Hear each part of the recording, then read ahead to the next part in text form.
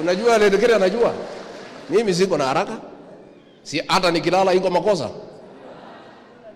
Ile kitu siwezi kubali. Na nimemwambia Inspector General of Police. Na ameambiwa na rais. Mimi ni Deputy President. Mimi ni Mumeru hapa. Professor Kithure Kindiki ni mtoto wetu hapa, ndio waziri ya usalama. Japheth Kome IG, mtoto wetu hapa Imenti North.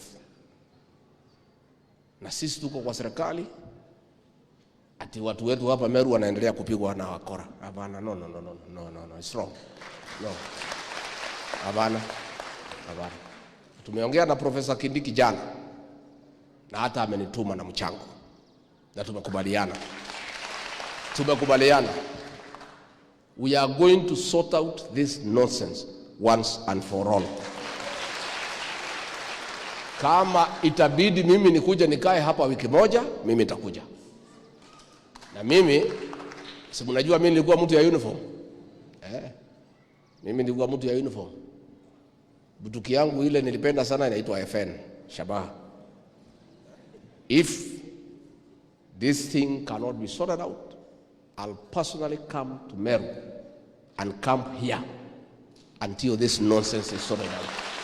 Hatuwezi kubali. We cannot accept. Watu lazima wapatiwe nafasi wafanye kazi yao. Na wezi ya ng'ombe, rais amesema na wasikii.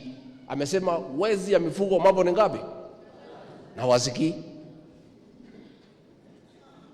Nimekuwa jana Isiolo. Nimelala Isiolo. Na nimeambia County Commissioner anaitwa Geoffrey Muding, nilifanya kazi na yeye nikiwa dio akiwa mdogo wangu. Na nimemwambia hii mambo iko kwa hii mpaka cannot continue that way. The same way we have dealt with cattle rustling in North Rift, the same will happen here.